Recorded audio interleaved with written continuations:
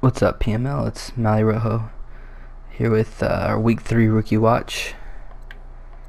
And let me pop over here to the schedule and we'll just hop right into it. Let's make sure first we're in the right week this time. We just advanced to Week 4. Seattle's got a game in already. Blowout. Let's go down to Week 3. Alright.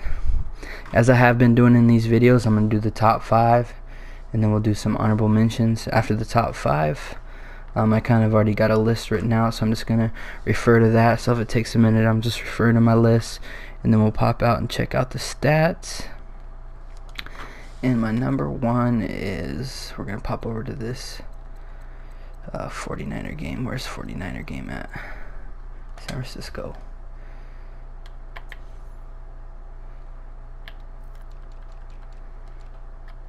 So this guy entered our list last week and he had a pick 6 then, and he's got a pick 6 this week on top of 12 tackles, 7 solos, 5 assists, 12 total tackles, an interception, 88 yards for a touchdown, and he also got a deflection.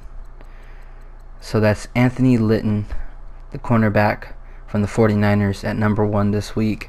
2 weeks in a row he's taken a pick 6 to the house, so he's making a habit out of it. And 12 tackles for a cornerback, he's getting some action. Looks like this dude might be solid, and 49ers is playing some defense, man. His defense looks scary. He's been winning games, and he's been winning games with minimal offense. I mean, Trevor Lawrence has had a good rating, but he's just 100 yards because he's not having to pass much. Last week he only had 4 passes, this week only 9. He's just doing it on defense in that run game, controlling the pace. But yeah, it looks like Litton is going to be a staple for that defense, and he's making plays, man. So he's our number 1 this week. Good on him. Let me check out my number 2.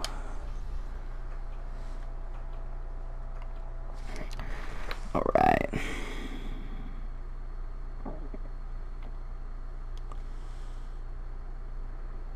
Alright.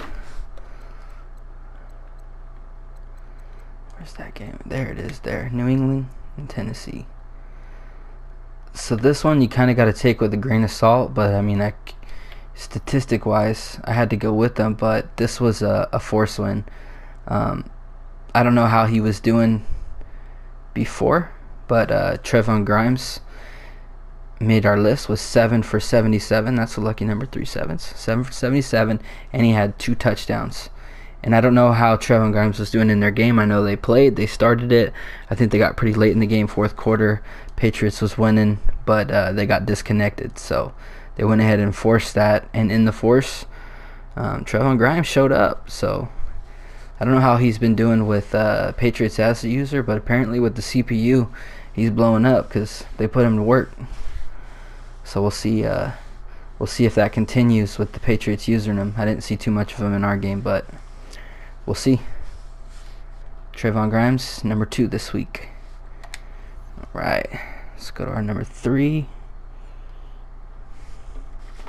Alright, we're going to hop into this Detroit game. Detroit versus the Cardinals. And this guy hasn't quite made our top 5 yet. He's been in the honorable mentions, I think, both weeks. But he hasn't quite got there yet. He's had decent production, but hasn't been able to get in the end zone. And that's Tony Jones Jr. And he didn't get in the end zone on the ground this week, but he did get 12 carries for 67 yards, doing 5.6 per carry, broke some tackles, but he did actually get in the end zone this week. He was actually pretty active in the receiving game. He had 5 catches, 38 yards, and he was able to get in the end zone. And so that total yardage combined with the receiving yards and the touchdown pushed him up to number 3 this week, and he's finally cracking our top 5. Good on you, buddy.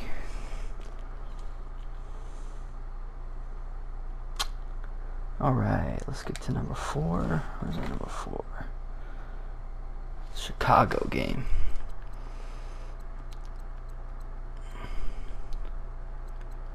Where's that game at?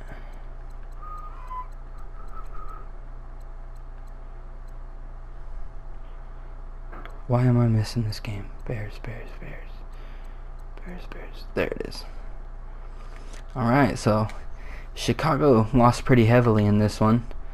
But he did have a player that kind of caught my eye on defense. And that was C.J. Henderson, the cornerback. He had 4 solo tackles, 1 assist, 5 total tackles. He got a tackle for loss, and he also got 2 interceptions. He wasn't able to do too much with the interceptions, but change of possession, that's still big for get your offense back on the field. Obviously, it didn't work out for him. He's been having some struggles on offense, but at least he's getting something going here on defense, getting some turnovers. Had 2 interceptions there. He also had a deflection. So CJ Anderson, good week. We'll see if he can continue playing the good defense, getting some turnovers. If he can just turn that offense around, getting it going, make some better decisions. We'll see what the Bears got for us in the future. I think I mean, really, I was watching this game earlier. He's not too far off. Besides just making some late reads. Sometimes he's got guys that if he pulled the trigger just a little bit sooner, he would have been all right. But sometimes he makes those late reads, and they've been resulting in a lot of interceptions. So, but I'm seeing some improvement from him. So keep your head up, man. Keep playing, doing some things on defense. So, all right. So for the 5th, man, this was hard. There was like so many good players this week that it was really hard for me to pick a 5th one. Like I was narrowing down my list, and I got to it, and there's still like a lot of guys I wanted on the list. There was 4 players really left that I was like, man, I can't choose between these 4 players. So the 4 players, of course, I can't cop out and give all 4 a number 5 spot, but let me just give you an idea who I had in mind. We had Trey Regis, the halfback from the Bills. He had 9 carries for 110 yards and 2 carries for 20 yards. He just wasn't able to get into the end zone. If he'd gotten into the end zone, he probably would have been my for sure, but since it seems like Van Jefferson was really the one that ran that game, but Trey Regis still had some big plays. So he was on there. Another one was Amon-Ra St. Brown, the wide receiver from Pittsburgh. He had 6 catches for 90 yards, and he was able to get into touchdown. Had 1 touchdown on the day.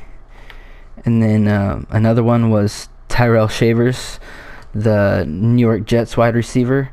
He only had 3 catches, but 140 yards, so he's about nearly 50 yards a catch. And man, that guy's a deep threat. So he was right there too. He just didn't have any touchdowns. And then the 4th one was Dorian Etheridge, the middle linebacker from Minnesota.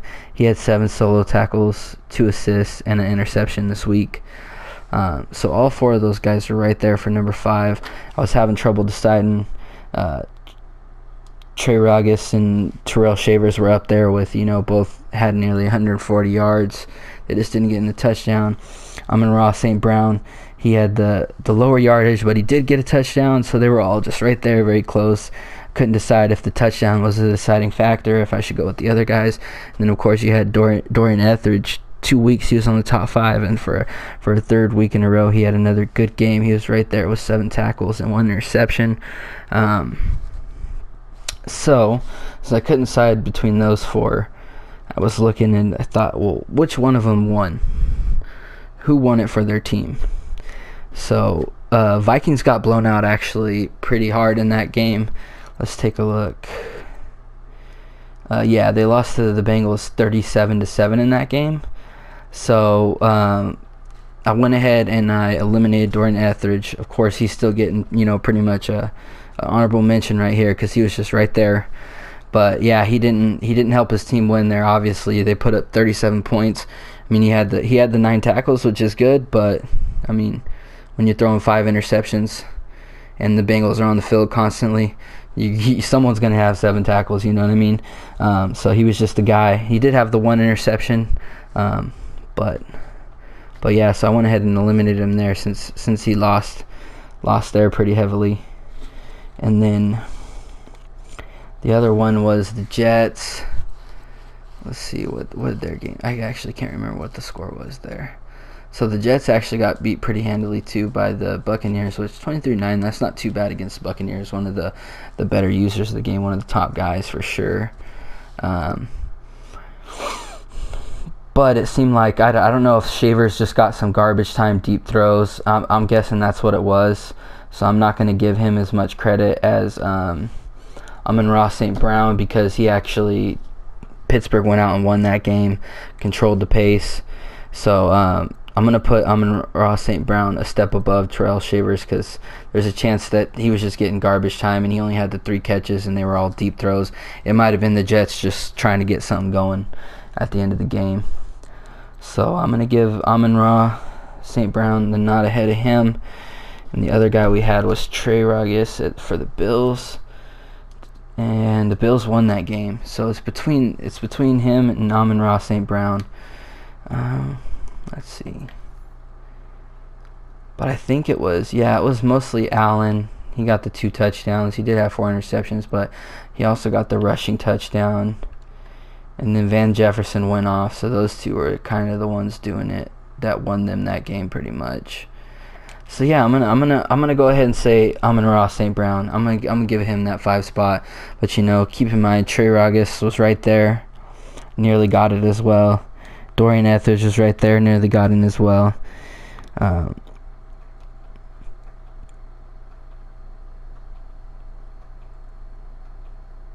Tyrell Shavers was right there, nearly got it as well. Sorry, I had a brain fart there for a minute. Couldn't remember the other guy. So they were all right there, man. So that's pretty much their honorable mentions as well. So let's take a look. What did Amon-Ra St. Brown do?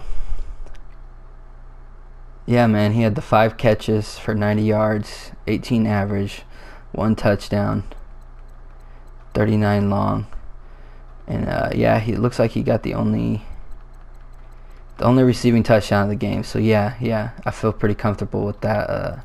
With that decision there for him to get the number 5. So lastly, I'm going to move into the rest of the honorable mentions. I'm just going to go through these real quick. I have them written down already, so I'm not going to waste the time to go through and look at each one. I'll just kind of holler out some names to give them some recognition.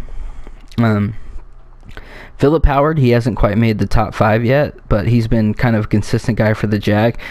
And this week he had 5 catches for 69 yards. Brock Wright, the tight end from Tennessee, had 6 catches for 55 yards.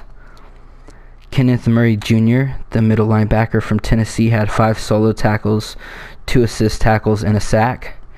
Derek Allen, the middle linebacker from Baltimore, had 2 solo tackles, 6 assists, 2 of them tackles for loss, 1 sack, and 2 pass deflections. Xavier Thomas, the right end from San Diego, had 4 solos, tackles, and 3 sacks. Zamir White, the running back from the New York Giants, had 11 carries for 44 yards and 3 catches for 10 yards. Velius Jones Jr., the wide receiver from Atlanta, had 3 catches for 63 yards. Jason Owen, the left end from Carolina, had 2 solo tackles, 2 assisted tackles, 1 tackle for loss, and 2.5 sacks. Jarrett Guarantano, the quarterback from Green Bay, had 216 passing yards. He didn't get any touchdowns this week, but he didn't throw any interceptions either. So he did have the 216 passing yards. He had a drop-off in production in the rushing. He didn't get any rushing this week, so that was a change-up from last week. But he did have the 216 and didn't make any mistakes. Eli Stove, the wide receiver from Seattle, had 4 catches for 66 yards.